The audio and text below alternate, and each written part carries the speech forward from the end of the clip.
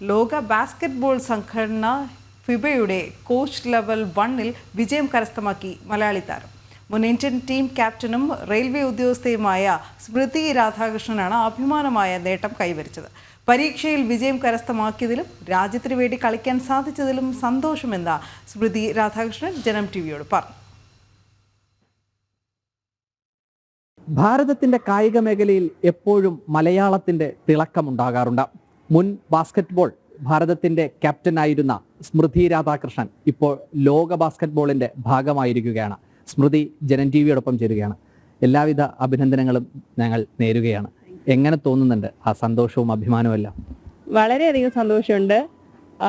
ഇങ്ങനെ ഒരു ഓപ്പർച്യൂണിറ്റി കിട്ടിയതും ആ ലെവലിൽ പാസ്സാവാൻ പറ്റിയതും വേൾഡ് തലത്തിൽ തന്നെ ഇങ്ങനെ ഒരു സർട്ടിഫിക്കറ്റ് അപ്രൂവലിനകത്ത് യോഗ്യത നേടാൻ പറ്റിയ വളരെയധികം സന്തോഷമാണ്. എങ്ങനെ പ്രകടിപ്പിക്കണമെന്ന് അറിയാത്ത വിധത്തിലുള്ളൊരു സന്തോഷത്തിൽ നിൽക്കുകയാണ് ഇപ്പോഴും. ഈ കുട്ടിക്കാലം മുതൽ ബാസ്കറ്റ്ബോളിനോടുള്ള ഒരു പാഷനും ഇഷ്ടവും ഒക്കെയാണോ ഇന്ന് ലോകമറിയുന്ന ബാസ്കറ്റ്ബോൾ താരമായി മാറുന്നു എന്ന ആ നിലയിലേക്ക് എത്തിച്ചത്? തീർച്ചയായും ബാസ്കറ്റ്ബോൾ എന്നൊരു പാഷൻ തന്നെയാണ് ഇപ്പോഴും ഈ ലെവലിൽ എത്താൻ കാരണം. കുട്ടിക്കാലത്ത് ഒരു പ്ലെയറായിട്ട് കേരളത്തിന് വേണ്ടി കളിക്കണം എന്നുള്ളൊരു ആഗ്രഹമായിരുന്നു. കളിച്ചു വന്നപ്പോൾ മനസ്സിലായി സ്വന്തം ഇന്ത്യ എന്ന് പറയുന്ന ഒരു കിറ്റിട്ട് കളിക്കുമ്പോൾ ഉള്ളൊരു ഫീൽ എന്താണ്, അത് അനുഭവിക്കണം എന്നുള്ളൊരു ആഗ്രഹം ഉണ്ടായിരുന്നു മനസ്സിൽ. അതുവേണ്ടി അധ്വാനിച്ചു.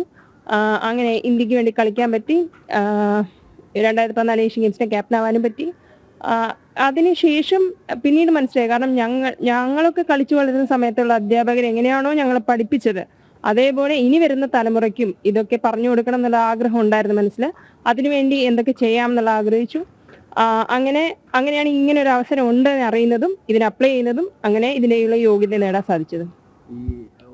ഈ പാഷനൊപ്പം തന്നെ ഒരു ജോലിയുമുണ്ട്. ഇന്ത്യൻ റെയിൽവേ എന്ന് പറയുന്ന വലിയ ഭാരിച്ച ഉത്തരവാദിത്വത്തിലാണ് ജോലി അനുഷ്ഠിക്കുന്നത്. ഈ ജോലിക്കിടയിൽ എങ്ങനെയാണ് ഇതിന്റെ പരിശീലനവും അതിന്റെ ഈ കളിക്കാനൊക്കെ പോകാൻ കണ്ടെത്തുന്ന സമയം എങ്ങനെയാണ്?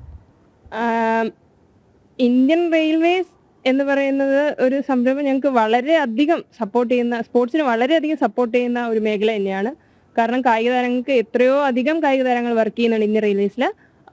കറണ്ട് കളിക്കുന്ന പ്ലേയേഴ്സിന് വേണ്ടിയിട്ട് 11 to 3 മണി വരെ വർക്ക് ചെയ്താൽ മതി എന്നുള്ള ഒരു ടൈമിംഗ് കൂടെ റെയിൽവേസ് തരുന്നുണ്ട്.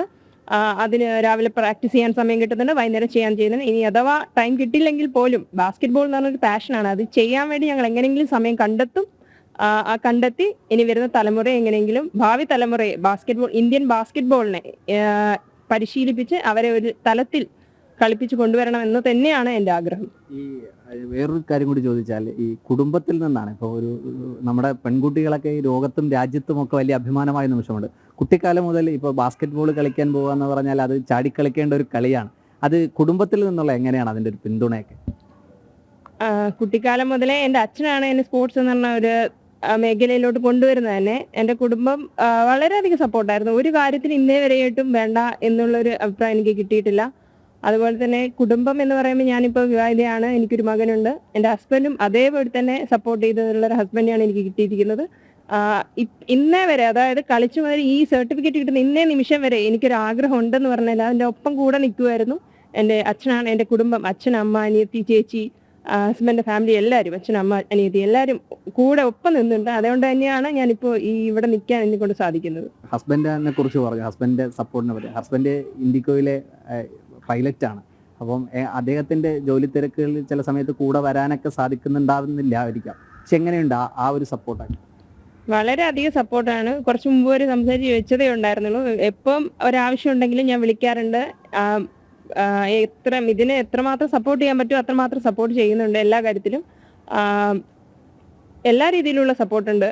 അത് അത്രേ എനിക്ക് പറയാനുള്ളൂ. ഇപ്പം കുട്ടിക്കാലത്ത് നമ്മുടെ കോഴിക്കോടാണ് സ്വദേശം. കോഴിക്കോട് നിന്നും കളിച്ചു തുടങ്ങി തിരുവനന്തപുരത്താണ് ഹസ്ബൻഡിന്റെ വീട്. ഇപ്പൊ താമസിക്കുന്ന കൊച്ചിയിലാണ്. കേരളത്തിന്റെ അങ്ങ് വടക്കേയറ്റത്തും തെക്കേയറ്റത്തും ഇപ്പൊ മധ്യ കേരളത്തിലും ഒക്കെയായി. അവിടെ നിന്ന് രാജ്യത്തിന്റെ ഭാഗമായി, പിന്നെ ഇപ്പൊ ലോകത്തിന്റെ ഭാഗമാവുകയാണ്. ഇനി എന്താണ് ആഗ്രഹം? ഇത് ബാസ്കറ്റ്ബോൾ എന്ന് പറയുന്നൊരു പാഷനാണ്. അത് എവിടുന്ന് തുടങ്ങി എവിടെ അവസാനിക്കുന്നു എനിക്ക് പറയാൻ പറ്റില്ല. എന്റെ പരമാവധി എന്നെ കൊണ്ട് എന്തൊക്കെ ചെയ്യാൻ പറ്റുമോ അത്രയും ലെവലിലോളം ചെയ്യാൻ പറ്റണം എന്നാണ് എൻ്റെ ഒരു ആഗ്രഹം. ഇന്ത്യയെ സംബന്ധിച്ചിടത്തോളം ഇന്ത്യ എല്ലാ കായിക മേഖലയിലും ഒരുപോലെ മുൻതൂക്കം നൽകുന്നുണ്ട്. ഏഷ്യൻ ഗെയിംസിലൊക്കെ ഇത്തവണ നമുക്ക് വലിയ നേട്ടം കൈവരിക്കാൻ ഭാരതത്തിന് സാധിക്കുകയും ചെയ്തിട്ടുണ്ട്. അപ്പോൾ ഇനി ബാസ്കറ്റ് ബോളിന്റെ ഒരു ഭാവി എങ്ങനെയാണ്? അത് കുറെ കൂടെ മെച്ചപ്പെടേണ്ടതുണ്ടോ? ഈ കായിക താരങ്ങൾക്ക് വേണ്ടത്ര പ്രോത്സാഹനമൊക്കെ തന്നെ ഈ സർക്കാരിന്റെ ഭാഗത്തു നിന്നൊക്കെ ലഭിക്കുന്നുണ്ടോ? സർക്കാർ എല്ലാ രീതിയിലും നല്ല ഒരു പിന്തുണ തന്നെയാണ് ഞങ്ങൾക്ക് തരുന്നത്. ഏഷ്യൻ ഗെയിംസിന് പോവുകയാണെങ്കിൽ സമയത്താണെങ്കിലും ടീമിനുള്ള സപ്പോർട്ടാണെങ്കിലും കോച്ചസിന്റെ ഭാഗത്തുനിന്നാണെങ്കിലും എല്ലാ രീതിയിലും നല്ല രീതിയിലുള്ള ഒരു സപ്പോർട്ട് ഞങ്ങൾക്ക് ലഭിക്കുന്നുണ്ട്. ഇനിയും ഒരുപാട് ഉയരങ്ങളിലേക്ക് എത്താൻ, പറന്നുയരാൻ സാധിക്കട്ടെ എന്ന് എല്ലാവിധ ആശംസകളും നേരുന്നുണ്ട്.